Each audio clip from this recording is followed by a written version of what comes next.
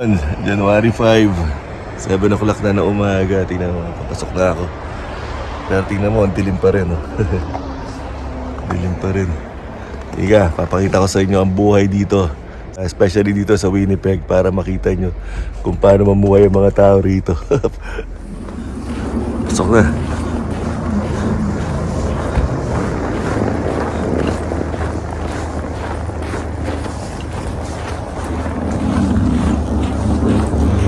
Good morning! Grabe, nilakad namin, no? Ayun, tumatawid pa kami dun. Grabe. Oh. Para na makapunta rito. Doon ang parking namin sa kabila, eh. Ngayon ay ayan, check yung temperature ngayon. Sige, tignan natin. -8. Feels like -8. Yun. Salamat. Mainit dito. Hi muna sa video ko. Say hi muna. Hi. Hi to my vlog. Ayan o, yung mga kasama ko sa mga trabaho. Please like and subscribe. Say hi to my vlog muna. Hi vlog. Hi vlog. May vlog ka pa ba? Bablog na ako yun. Sayang eh.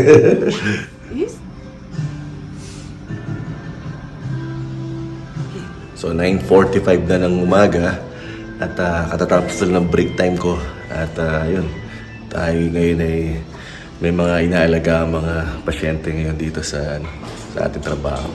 Tapos yung aking partner, pinag-break ko na. Kaya, yung buhay natin, yan ang weather. Daming yelo sa labas. Tapos doon ako nag-park kanina. Yung tinawid natin kanina to. Yun, bali 2:40. Almost 2:45 na ng hapon. At marami na tayong trabaho. Konting oras na lang at tapos na naman ang isang araw. Pero, hindi pa tayo matatapos kasi meron pa tayo home care pagkatapos ito.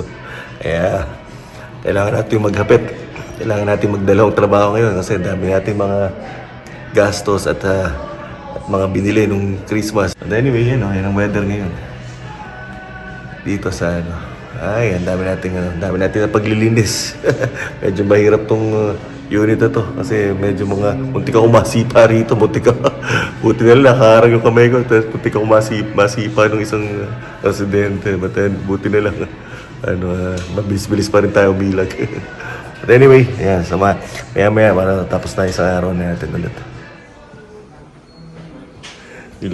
Ilang minuto na lang at kami uuwi na. Tapos na naman na isang araw namin. Yan ang buhay ng healthcare aid. Ayun, ang lamig.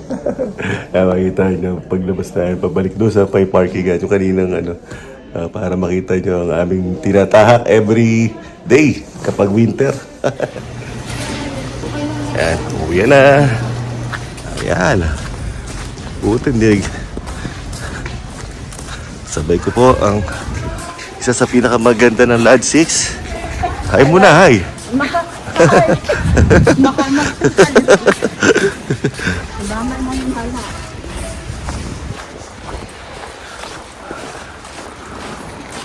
Ay, kapalang mungso. Madilim. Alas 3:30 na po. Yan ang oras ng labasan ng madala. Halos lahat ng mga healthcare facility. Ayan. Halos, hindi kami not saying all. Puro 3:30 ang oras. Sa Charleston nga pala 3 o'clock. Ayan. Yan, Deer Lodge.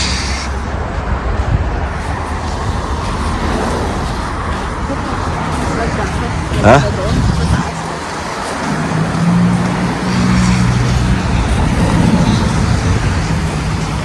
Ayan, nalinis na. Buti nalinis na yung kalsada. Atawid na naman tayo doon. Mga ating parkingan. Sila ate. Doon ako nag-work. Sa taas na yun.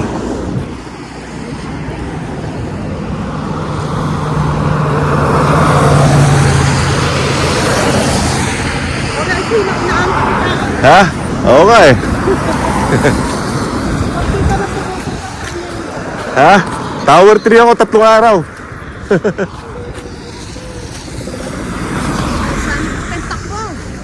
Lika, tatlak mo. Dali. Takbo. Ayun na. Ayun na. Ayun ang pangit dito. Walang tawiran.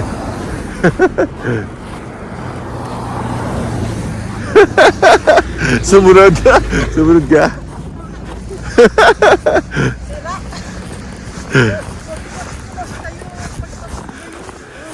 Oh, bundok ng yelo. Oh.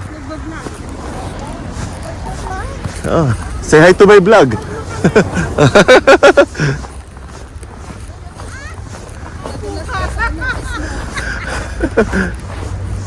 Ayan, mga kotse na ano, oh, puro yelo. Ha?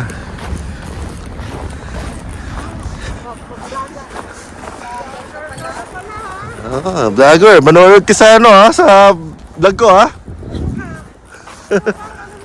Ah. Hanapin mo, Reggie TV. Reggie Pogi TV. Ayan.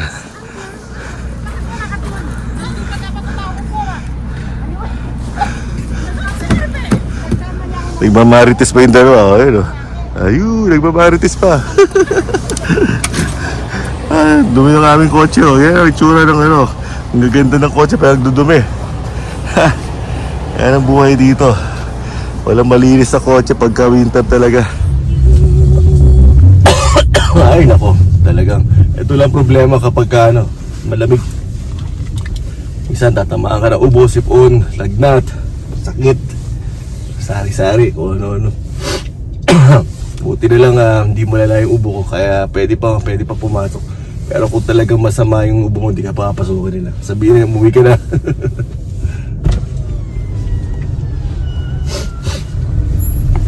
Ayan, kailangan mo na ID bago makalabas. Please scan your ticket or scan your monthly. Thank you for your business. Please drive safe. Ay, dami oh. Grabe ang mga sasakyan. Ang weather, buti ano, nagtumaas ang weather, -4. At least hindi siya ganun kalamig. Usually alam ko pagka mga -20 pataas masakit sa ilong. Pag -20 pababa pala. Pag -20 pababa, masakit sa ilong, kumakagat. Masyado. Masakit sa makamay, ganyan. Mga ano yan, buti nag-warm ng konti.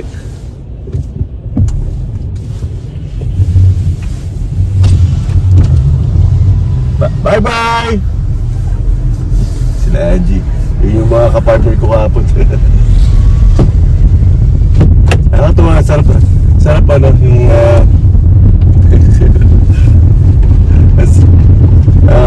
nakatuwa yung trabaho na to kasi marami ka nakakasalamuhang mga tao, mababait at mga okay naman. Yun nagbibigay ng isa sa mga rason kung bakit ka bumabalik at pinipili mo maggawin yung trabaho na to kasi marami ka nakikilala mga tao. May tayong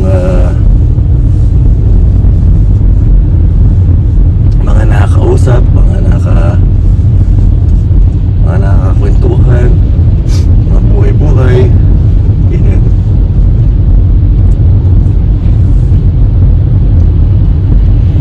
Kaya mga gantong oras at ang kalsada, napakalaki ng volume na sasakyan kasi isa sa mga trabahong malalaki rito kasi is healthcare, mga healthcare aid, mga nurse. Kaya ito yung labasan normally ng yung mga day shift, yung mga pang-umaga. Okay na lang ako itong kumakatabi natin. Hi tayo doon.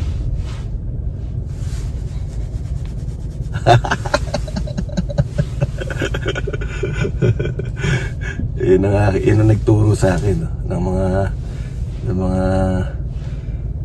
kaayusan, maayos magtrabaho. Yan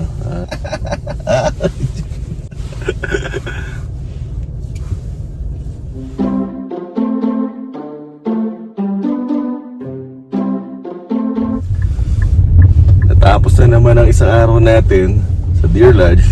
Pero hindi pa tapos ang buong araw talaga natin na pagtatrabaho. Kasi meron pa tayong second job na kailangan natin doon diretso. At yun naman yung pag-home care natin. Hanggang 11 o'clock pa tayo doon. Pero ang gusto ko rito, hawak mo yung oras mo. Pupunta ka sa mga bahay-bahay at pinabibigyan mo lang ng gamot. Tapos, or minsan, bibisa mo lang. Tapos alis na. Hindi mo kailangan magtagal. Yun ang maganda. Kumbaga, pero bayad ka. Yun, so 7:30 na ng gabi pero maliwanag pa rin ang dating. Ang gawa ng nag-iis pagkaganto talaga pag winter, pag may snow na darating, ganyan, medyo maliwanag. But ito, nagtatrabaho pa rin tayo. So 16 hours tayo ngayon hanggang 11 ng gabi. Simula tayo kanina umaga, gising na tayo ng alas 5 at ngayon ay 7:30 na ng gabi. Ayan. Tayo ay nag-home care. Ayan. Tayo sa mga bahay-bahay. At meron ako pinuntahan talaga na medyo talagang sabihin natin na hindi kaaya-ayang lugar. At hindi ko talaga nire-recommend kahit sa mga babae pumunta doon. Kasi talaga medyo nakakatakot ang punta. McLaren Hotel. Pagpunta ko doon talagang nakatok ko yung pinto, amoy na amoy yung marijuana. Kasi marijuana legal dito.